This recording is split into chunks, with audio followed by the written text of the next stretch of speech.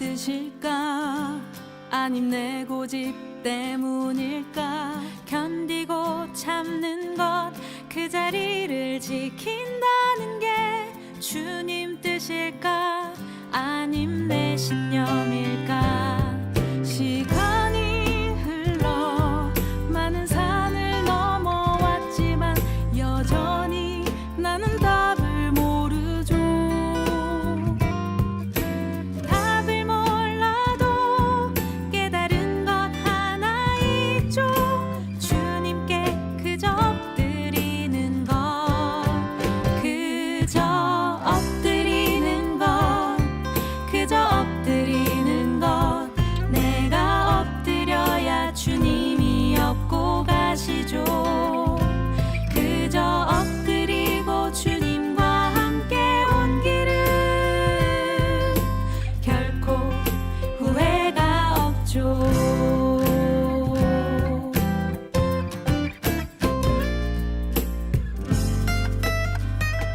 내가 아프고 아팠던 시간은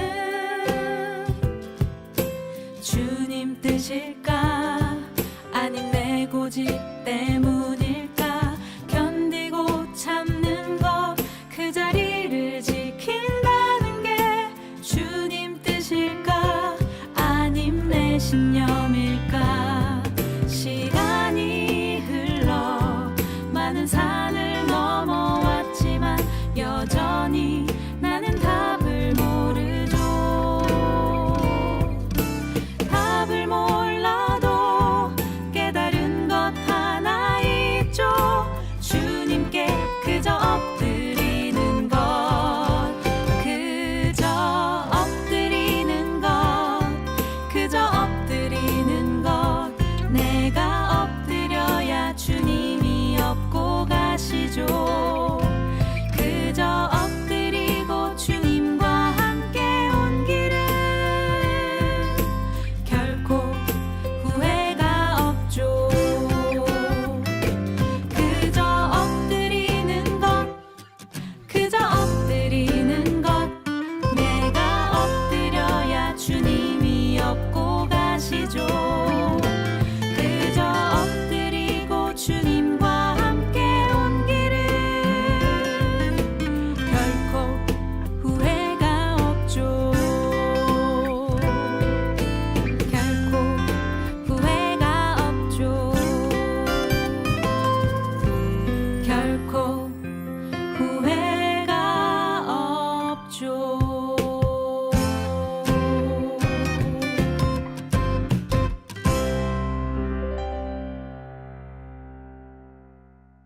오늘 사무엘하 12장 7절부터 14절까지 말씀 같이 보았습니다. 다윗이 밧세바를 통해서 범죄하고 다윗이 밧세바 범죄 이외에는 다른 범죄를 하지 않았다. 열왕기상 15장 5절 말씀에 그런 말씀이 있는데 제가 그 말씀을 읽어드릴게요. 이는 다윗이 햇사람 우리아의 일 외에는 평생에 여호와 보시기에 정직하게 행하고 자기에게 명령하신 모든 일을 어기지 아니하였습니다. 이렇게 되어 있거든요. 이런 다윗이 어떻게 밧세바를 범해서 그런 죄를 범할 수 있을까? 그런 생각이에요. 그러니까 평생에 밧세바 일 말고는 죄를 지은 적이 없는 사람이에요, 다윗이. 그런데 어떻게 밧세바 일을 이렇게 할 수 있었을까? 이상하잖아요, 그죠? 사람이. 그리고 이런 사람을 또 하나님은 다윗을 이스라엘의 왕으로, 그러니까 왕이라고 하는 게 이스라엘에서 전체 중에 가장 위대한 영도자 그러면 모세라 그래요. 모세. 율법을 받은 모세. 율법이 없었으면 이스라엘이 의미가 없잖아요, 백성들이. 그죠?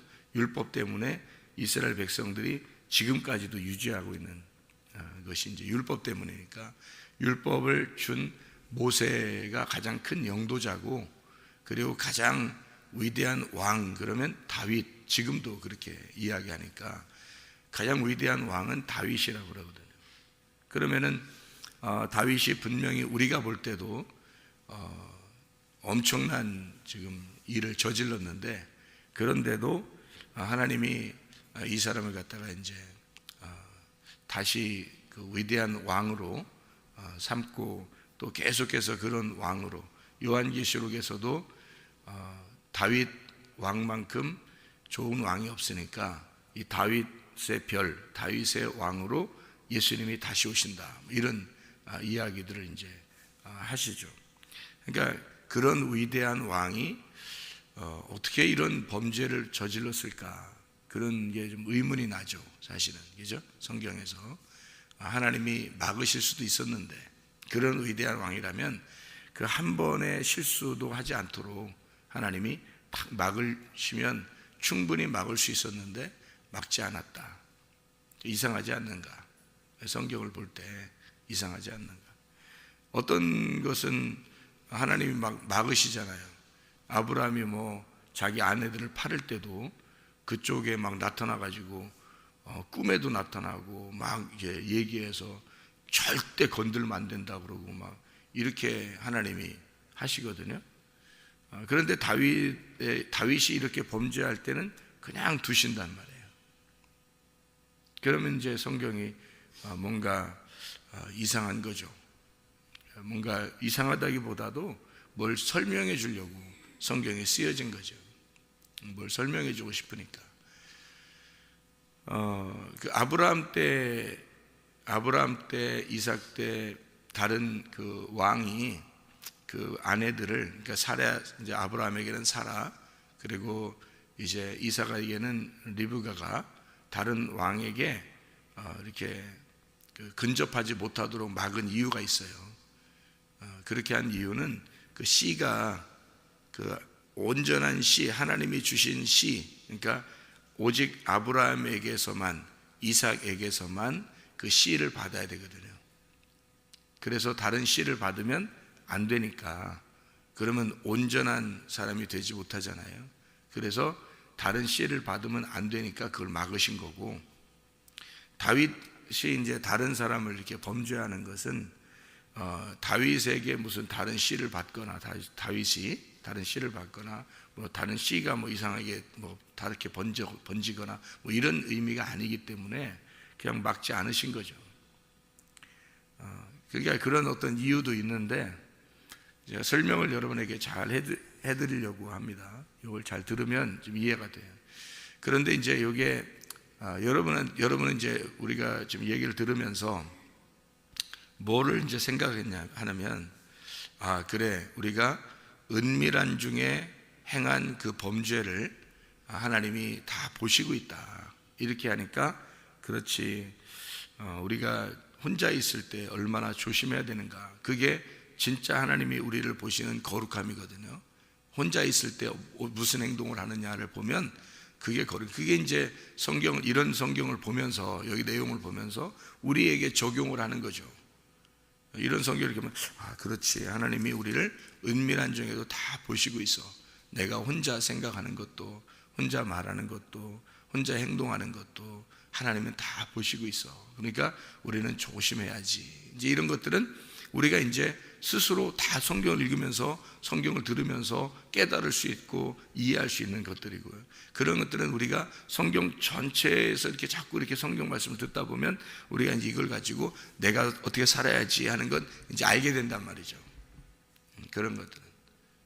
그런 걸 우리가 일부러 얘기 안 해줘도 알죠. 그런 거는. 그죠? 이렇게 생활해야 되겠구나, 이렇게 해야 되겠구나, 이건 이제 안단 말이에요. 그러니까 그런 건 얼마나 좋은지 몰라요. 그런 얘기들을 이렇게 서로 이렇게 나눌 수 있다는 거는 참 좋은 거죠. 그죠? 서로 이렇게 말씀을, 그래, 맞아, 하나님이 참 조심스럽게 우리를 다 이렇게 보고 있으니까 우리는 우리의 행동도 조심해야 되고 우리의 생각도 조심해야 돼. 혼자 있을 때 진짜 거룩한 거야.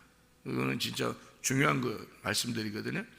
그래서 여러분들은 그런 걸 이제 알고 있어야 돼요. 이미 그런 건 다 알고 있어야 되고, 그리고 이미 그런 것들은 여러분이 그냥 생활 가운데 알게 돼요. 그건 말씀을 통해서. 그러니까 그런 건 충분히 여러분이 알아야 되고, 그건 우리가 생활할 때 굉장히 필요한 겁니다. 그걸 생각 못하는 사람들은 이제 막 얘기를 해줘야지. 이렇게 생활해야 돼, 저렇게 생활해야 돼. 그렇게 다 해줘야 돼요. 진짜 그걸 알아야 돼. 중요한 건데요. 제가 이제 여러분한테 설교하는 것은, 설교는 어떤 거냐?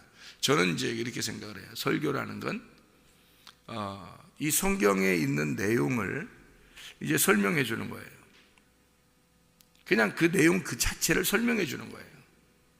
그 내용 자체에 숨겨진 말이 있거든요. 그 숨겨진 말들을 설명해 주면 여러분은 이제 아까 우리가 들었던 이런 내용처럼 생활하는 거죠. 거룩하게 생활해야 되는 거죠. 그렇게 생활을 이제 여러분에게 이렇게 하라 저렇게 하라 이렇게 해줘야 되죠. 근데 그런 것들은 이제 얘기를 여러분끼리 이제 간증할 수 있고 서로 얘기할 수 있는 거고, 제가 여러분에게 주로 얘기하는 것들은 성경에 숨겨져 있는 내용입니다. 성경 자체에 숨겨져 있는 내용. 그래서 저는 이제 주로 그런 내용들을 얘기하죠. 그래서 어떤 사람들은 아이고 우리가 어떻게 생활해야 되는지 그것 좀 얘기해줘요 이렇게 할지 모르겠지만 그거는 다 알 수 있거든요. 하나님의 말씀을 우리가 깨닫게 되면, 성령님을 이제 성령의 말씀을 이렇게 듣게 되면, 진리의 말씀을 자꾸 이렇게 듣게 되면요, 생활은 하나님께서 성령이 자꾸 인도하셔요. 그래서 그 성령님이 이렇게 생활해야 돼, 너 혼자 있을 때 조심해야 돼, 너 거룩해야 돼, 이런 것은 성령님이 계속 우리를 책망하시고 말씀하시고 하신단 말이에요. 안다고요, 자기들이. 그게 양심에 하나님께서 말씀으로 말씀하시는 거거든요. 평상시 우리 생활 가운데. 그러니까 그걸 알아야죠. 틀림없이 그건 중요한 겁니다. 그게 우리의 생활이니까. 그 생활 가운데 말씀으로 하나님을 경험하는 거거든요, 그게. 이제 교회 나와서는 이제 그런 건 여러분 생활 가운데서 주님을 경험하는 거고요. 교회 나와서는 이제 여기 있는 내용을 이제 우리가 배워야 되죠, 그죠? 그런 거 이제 성경 공부라 그래요. 성경을 공부해야 되는 거예요. 성경을 배우는 거죠, 이게. 자, 여기 하나님이 왜 이 다윗이 범죄하는 것을 막지 않았을까 하는 여러분 이제 의문이 들어야 되죠, 그죠? 성경 자체는 그 내용을 설명하고 싶은 거였으니까 그렇겠죠. 그래서 여기 지금 다윗에게서 뭔가를 우리에게 가르쳐주고 싶은 내용들이 있으니까 여기에 써놨겠잖아요. 그러니까 여기서 밧세바를 통해서 지금 아기가 하나 나와요, 그죠? 근데 그 아기 이름이 뭐 누군지는 몰라요. 그냥 아기가 나온 거예요. 그 아기가 나와가지고 하나님이 이제 나탄을 통해서, 나단이 이제 나탄이거든요. 나탄이 요나탄도 요나탄이거든요. 요라는 게 여호와라는 말이고, 나탄이라는 게 이제 나왔다는 거예요. 주어졌다, 보여졌다 이런 말이거든요. 보응한다, 너에게 보답한다, 보응한다, 너에게 이제 주어진다, 이런 나탄이라는 뭐 보복한다, 적용된다, 너에게 주어진다, 말씀을 준다, 이런 의미. 그래서 뭐 돕는 자죠, 그게. 그러니까 나단이라는 사람이 다윗을 영적으로 도와주는 자예요, 영적으로. 그러니까 이 나단이 와가지고 책망을 합니다. 그래서 나단이 책망을 하면서 네가 이런 범죄를 범했다라고 얘기하니까 다윗이 회개를 하죠. 그러니까 이제 나단이 또 뭐라 그래요? 바로 하나님이 너를 용서했다, 또 그래요, 그죠? 나단이 이제 하나님의 입장에서 나온 이제 돕는 자란 말이에요. 사울 왕하고 다윗 왕하고 틀린 점이 있어요. 사울 왕하고 다윗 왕하고 틀린 점이 있는데, 사울 왕도 범죄했어요, 그죠? 하나님께 범죄했어요. 어떤 범죄했냐면 불순종의 범죄를 했거든요. 불순종의 범죄를 해가지고, 그 불순종의 범죄라고 하는 것은 하나님을 이제 능멸한 거죠. 하나님이 그 말씀하신 거에 대해서 능멸하고, 하나님의 그 말씀에 대해서 하나님의 말씀을, 그러니까 사무엘이 나타나서 사울 왕에게 뭐라 그러냐면, 네가 다른 범죄라고 얘기하지 않고 네가 불순종했다라는 얘기가 불순종한다면서 뭐라면 네가 하나님의 말씀을 버렸도다, 그렇게 말을 해요. 하나님의 말씀을 버렸도다. 그러니까 하나님 말씀을 버린 죄죠. 다시 말하면 네가 하나님의 마음을 몰랐다. 너는 열심히 좋은 물건들을 가지고 하나님 앞에 예배를 드리려고 남겨놨겠지만, 하나님은 그걸 다 없애라는 거 아니에요. 네가 가지고 있는 모든 소유를 다 없애버려라. 네 거는 하나님이 안 받는다는 거예요. 하나님의 마음을 몰랐던 거죠. 그걸 하나님을 업신여긴 죄, 하나님의 말씀을 네가 버렸다, 그런 얘기죠. 한마디로 말하면 너는 철없이 예배 드리는 사람이다. 그냥 이렇게 하나님 앞에 드리면 받지 않을까라고 생각해서 가장 좋은 거를 떼어다가 하나님 앞에 드리려고 했던, 철없는 예배 드리려고 했던 그런 죄. 근데 그 사울 왕이 왜 멸망을 당했냐면 회개를 안 했기 때문입니다. 이 다윗하고 사울 왕하고요 똑같이 범죄했는데 다윗은 회개를 하잖아요. 회개를 했기 때문에 용서를 받는 거고, 사울 왕은 회개를 안 했기 때문에 멸망을 당한 거예요. 똑같은 범죄를 범했는데, 이 다윗이라고 하는 사람도 음란의 죄를 범했죠. 음란, 간음의 죄를 범했어요. 그런데 이 간음이라는 죄가 성경에서 여러분 알듯이 이게 우상 숭배거든요. 여러분 생각해봐요. 사울도 우상 숭배할 용도죠. 이게 예배를 철없이 예배 드리는 게 우상 숭배예요. 자기가 좋은 것들을 떼어다가 하나님 앞에 예배 드리려고 하는 그 철없는 예배, 그걸 우상 숭배라 그래요. 하나님 마음을 모르고 드리는 예배, 이게 우상 숭배란 말이에요. 그러면 다윗은 뭐예요? 음란, 간음죄. 음란하고 간음죄가 뭐예요? 우상 숭배거든요. 하나님의 마음을 모르고 예배하는 죄, 이게 음란이거든요. 그게 간음한 죄, 하나님의 말씀을 없인 여겼어요. 하나님의 말씀을 버린 죄란 말이에요. 함께 다시 말하면 여호와께 범죄했다는 말입니다. 그런데 다윗은 사울 왕하고 다른 점이 진정한 회개를 했단 말이죠. 바로 자기를 깨달아요. 그래서 하나님, 내가 잘못했습니다, 이렇게 얘기를 하죠. 그걸 깨달으니까 용서를 받은 거고, 사울 왕은 그렇게 회개한 장면이 안 나와요. 그래서 사울 왕은 멸망을 당한다는 거죠. 자, 우리가 이제 이 성경을 보면서 다윗 왕이 음란하고 간음하고 이런 범죄했을 때 하나님이 왜 그냥 그걸 두셨을까 하는 얘기예요. 이게 간음죄거든요. 이게 간음죄. 그럼 반드시 죽어야 되거든요. 그래서 첫 번째 아들이 죽는 거예요. 그 아들이. 그래서 간음죄는 반드시 죽여야 되는 거거든요. 그래서 그 아들이 열매인데, 열매로 이 밧세바와 다윗의 열매로 나온 그 아들이 밧세바와 다윗이에요. 밧세바와 다윗의 두 개가 합쳐진 밧세바와 다윗의 열매니까 다윗과 밧세바, 그러니까 아들이 죽잖아요. 그러면 밧세바가 죽은 거고 다윗이 죽는 거예요. 이 열매가. 그러니까 다윗과 밧세바의 그 간음이 이 아들을 죽임으로써 이걸 끝내버리는 거거든요. 그래서 이 아들을 죽이는데 하나님이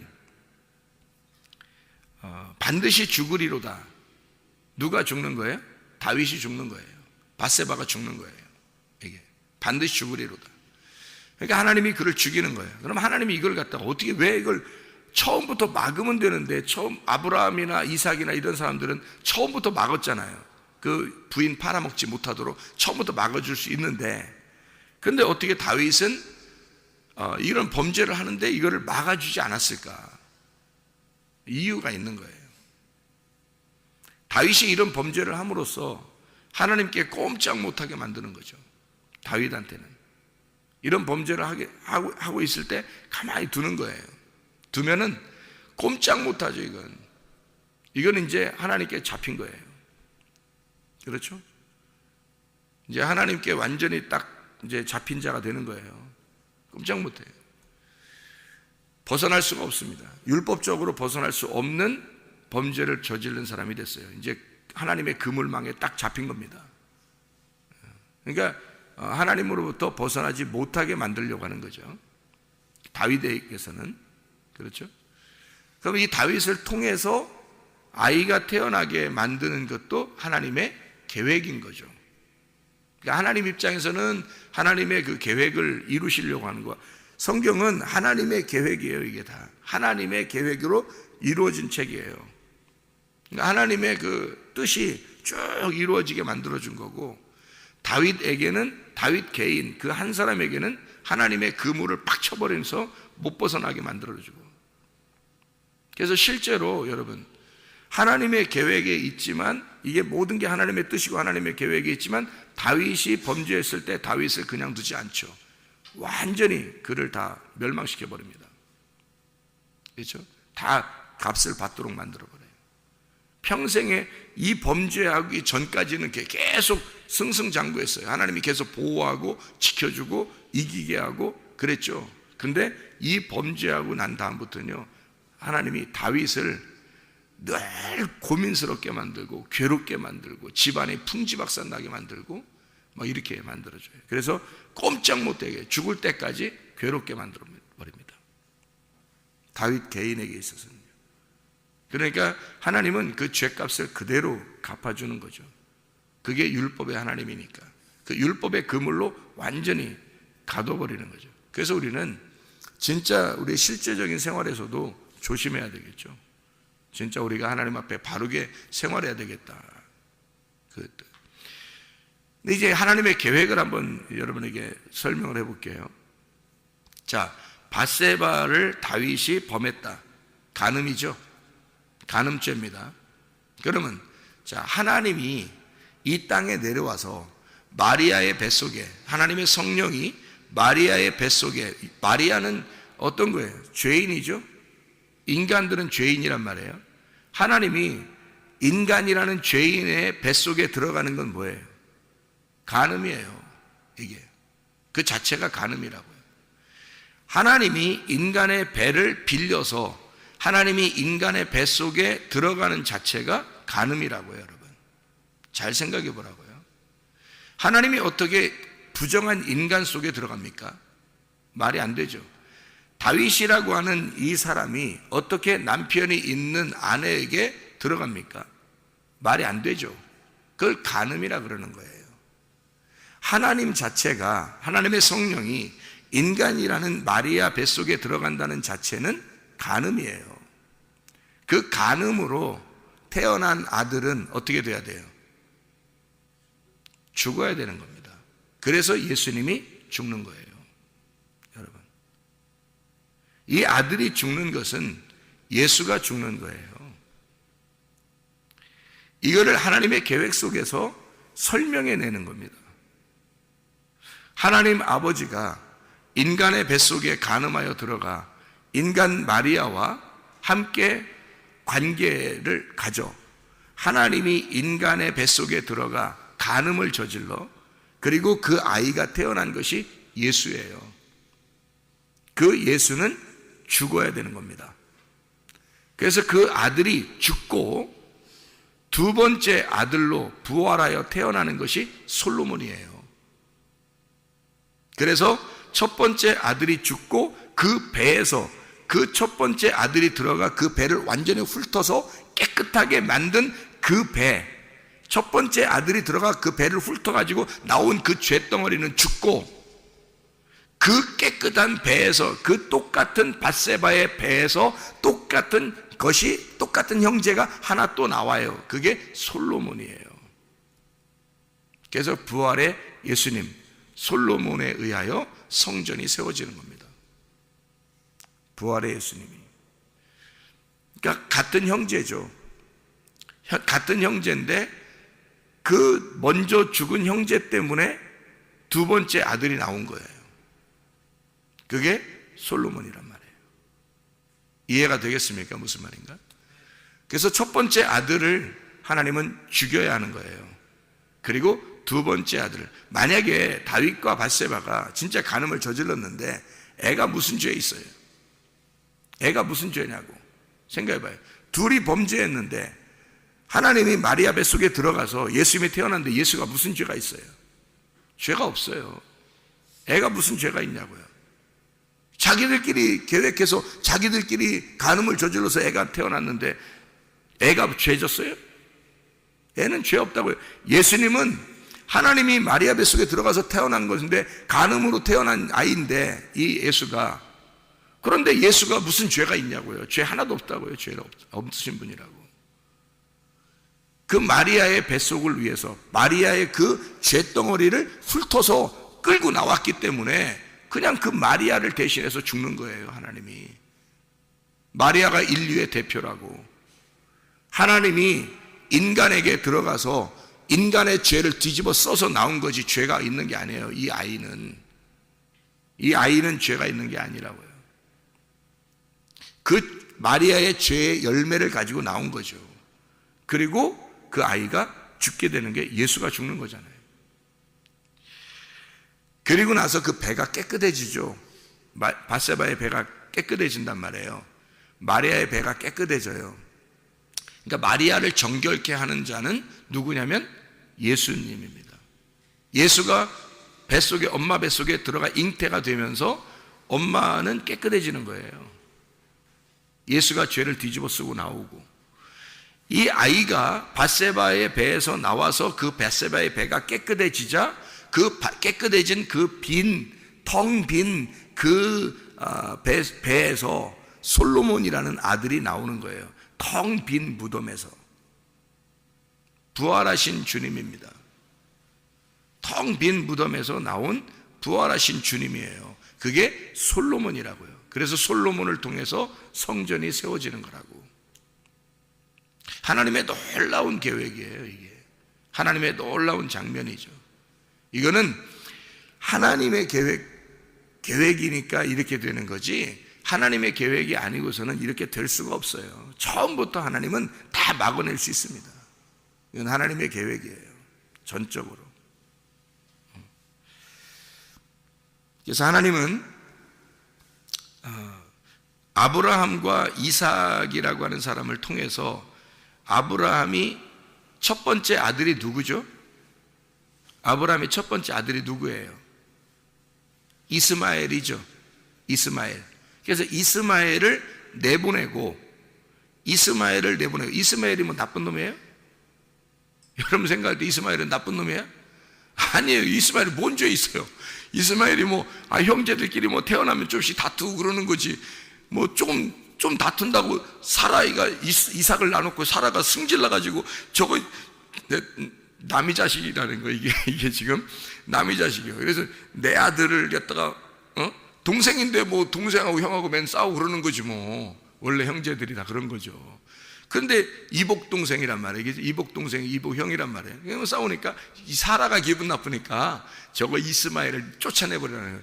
그 솔직한 얘기로 이스마엘은 괜히 당한 거지 그 애들은 다 그런 건데, 다 싸우고 그러는 건데, 이스마엘은 얼마나 크게 잘못했길래 그냥 이스마엘을 쫓아내요.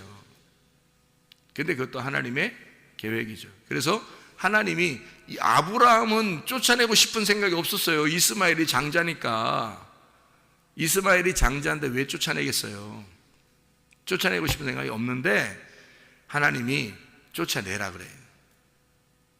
그게 생각이 그냥 쫓아내면 어떻게 되는데, 그게 얼마나 힘들게 살겠어요. 아브라함은 좋겠냐고, 기분 좋겠냐고.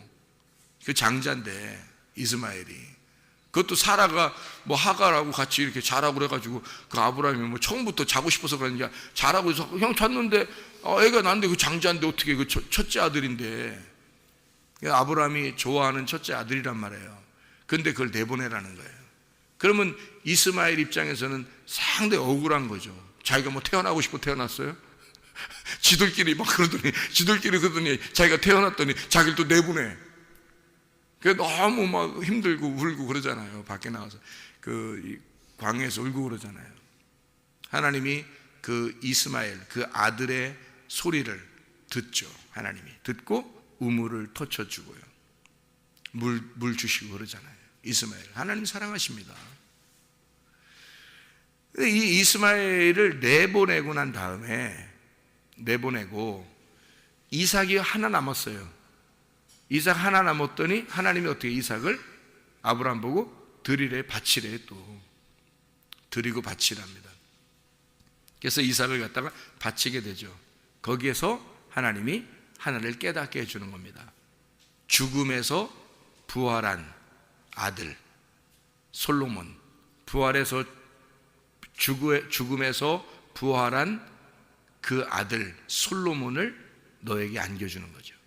이게 아브라함에게 주신 이삭의 축복입니다. 그러니까 이삭을 드리게 하고 다시 이삭을 안겨주잖아요.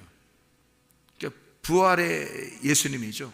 부활의 솔로몬을 그 평안을 주는 거예요. 아브라함에게. 똑같은 장면이죠. 이게 다윗과 바세바를 통해서 두 아들 설명하는 거예요. 하나는 첫째 아들과 두 번째 죽음으로 인하여 태어난 솔로몬, 그 아들을 통해서 하나님의 성전을 이루겠다고 이미 솔로몬이 딱 태어나자마자 그 솔로몬 이름이 평화예요. 평화, 결합, 하나됨. 그래서 첫 번째 아들, 죽은 아들과 솔로몬, 살아난 이 두 번째 아들은 하나란 말이에요. 하나, 결합된 아들이다.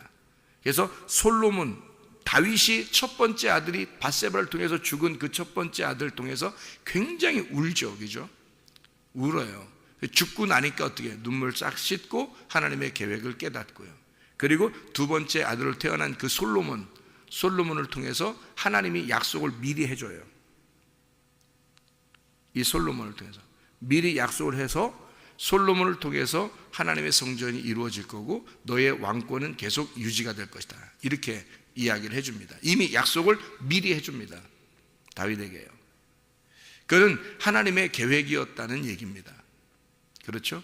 하나님의 계획 속에서 우리는 살아갑니다. 사실은 한 사람 한 사람에게 하나님은 다 계획을 가지고 있어요. 우리가 살아가는 건 우연히 이렇게 살아가는 것 같지만 그렇지 않아요. 하나님은 여러분에게 늘 계획을 가지고 여러분을 살게 하십니다. 늘 여러분과 동행하시고 여러분을 따라다니시고 여러분과 함께 하십니다.